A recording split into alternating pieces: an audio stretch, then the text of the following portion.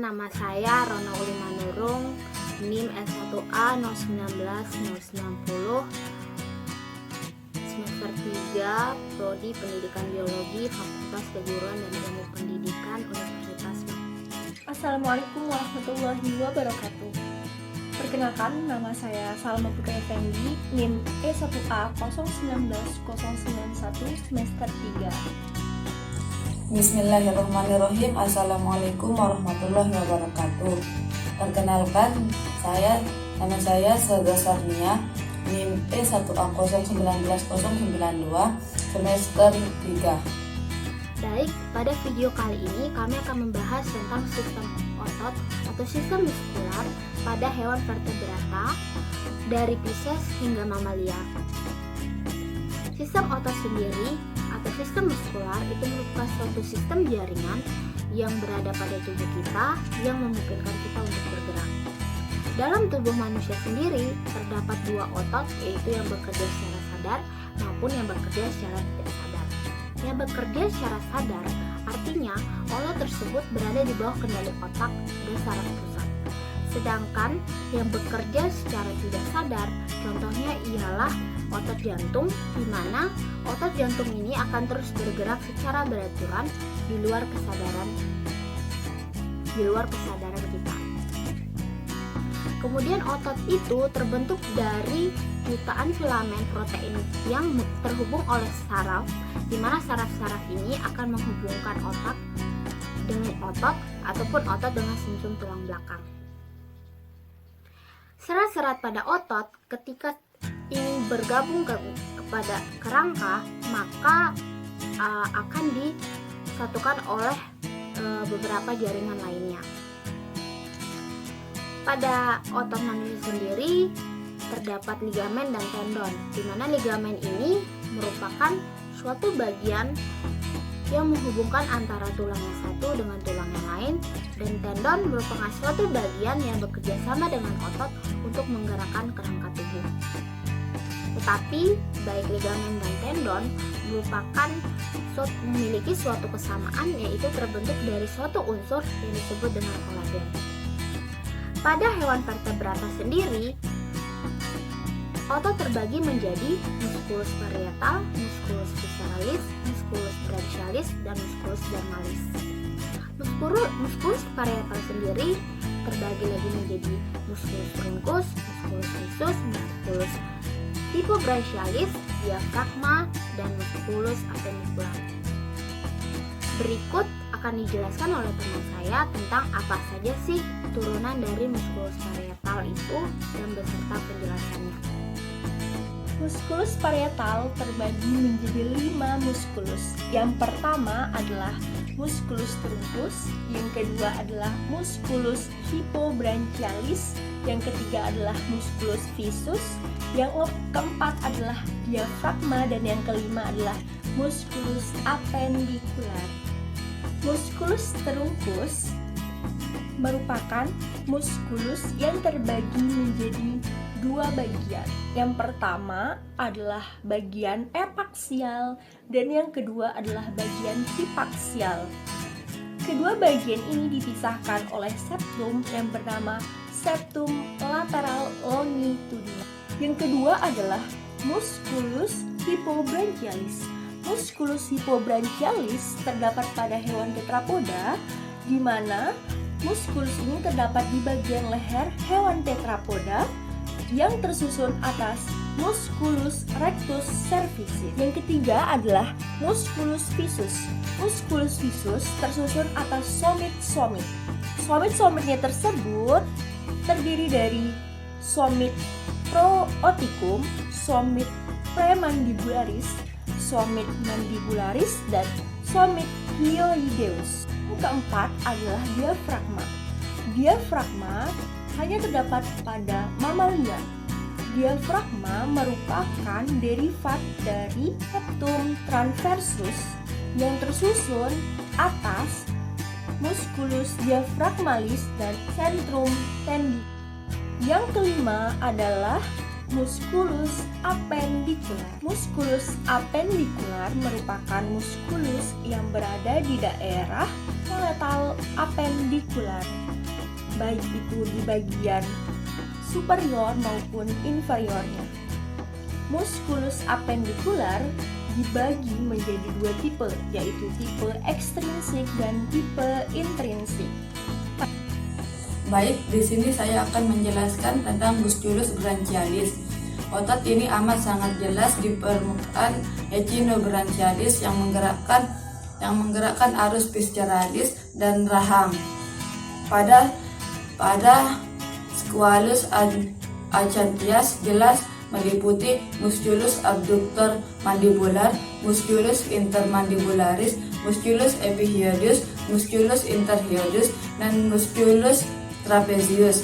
Hipobranchia meliputi musculus arcualis, musculus coracommandibularis, musculus coraconhyoidus, dan musculus coracobranchis.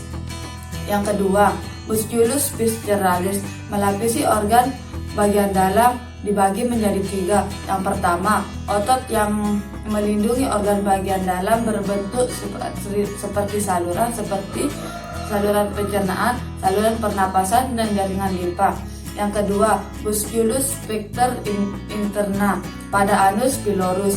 Yang ketiga, musculus cardial merupakan kombinasi otot keran lintang dan otot polos di jantung.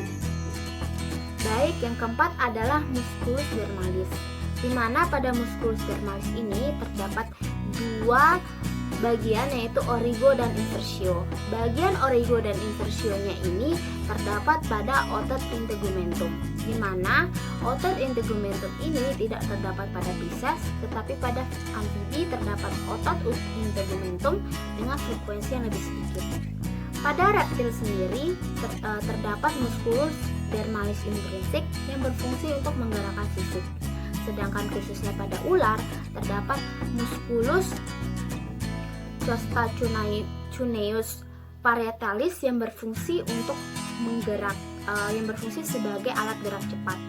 Kemudian pada apes terdapat musculus phagium dermalis yang berfungsi untuk menggerakkan sayap, dan pada mamalia sendiri terdapat musculus punicus carnosus yang berfungsi juga sebagai alat pergerakan. Mamalia, khususnya pada manusia, otot terbagi menjadi beberapa bagian berdasarkan letaknya. Yang pertama, pada bagian leher, otot ini disebut sebagai otot sternocleidomastoideus. Pada bagian dada, ototnya bernama pectoralis major dan serratus anterior. Pada bagian bahu, nama ototnya adalah deltoid. Bagian lengan bawah terdapat otot yang bernama pronator teres dan brachioradialis. Di bagian punggung terdapat otot yang bernama latissimus dorsi dan trapezium. Di bagian dinding perut terdapat otot yang bernama obliquus externus. Pada lengan atas terdapat otot biceps brachii, triceps brachii, dan otot brachialis. Bagian pantat terdapat otot gluteus maximus dan gluteus medius. Bagian paha permukaan anterior terdapat otot rectus femoris, vastus lateralis, vastus medialis, dan vastus intermedia. Sedangkan di permukaan medial terdapat otot longus, brevis, dan magnus. Dan pada permukaan posterior terdapat otot biceps femoris dan semitendinosus. Di bagian kaki permukaan anterior terdapat otot tibialis anterior, sedangkan pada permukaan lateral terdapat peroneus longus, dan pada permukaan posterior terdapat gastrocnemius. Pada bagian dasar pelvis terdapat coccygeus dan levator ani. Pada tubuh manusia juga terdapat 3 jenis otot, yaitu otot lurik atau otot rangka, yang kedua adalah otot polos, dan yang ketiga adalah otot jantung atau otot kardiak. Otot lurik terdapat pada bagian rangka, yang merupakan otot yang bekerja secara sadar, sehingga otot ini mudah sekali lelah. Sedangkan otot polos merupakan otot yang terdapat pada dinding-dinding interior tubuh selain jantung seperti usus, lambung, dan ginjal. Otot ini bekerja secara tidak sadar sehingga otot ini tidak mudah lelah. Dan yang terakhir adalah otot jantung. Otot jantung terdapat pada jantung manusia. Otot ini bekerja secara otomatis dan secara tidak sadar sehingga otot ini tidak akan mudah lelah. Kemudian selanjutnya saya akan menjelaskan tentang pemberian nama otot berdasarkan geraknya. Kali ini saya akan coba untuk memperagakan geraknya agar kita lebih mudah untuk menghafalnya. Jadi yang pertama adalah ekstensor, di mana ekstensor merupakan gerakan meluruskan seperti ini. Kemudian fleksor merupakan gerak untuk membengkokkan seperti ini. Kemudian levator gerakan mengangkat seperti ini. Dan depresor gerakan menurunkan seperti ini. Selain itu ada gerakan abduktor, yaitu gerakan menjauhi badan seperti ini. Dan aduktor gerakan mendekati badan seperti ini. Kemudian ada gerakan pronator, gerakan menelungkupkan telapak tangan seperti ini. Sedangkan supinator merupakan gerakan untuk melentakkan telapak tangan seperti ini.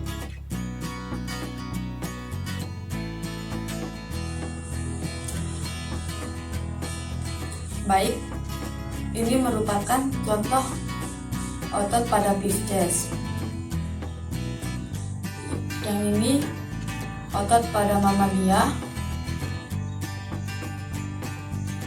Yang ini otot pada reptil. Yang ini otot pada aves.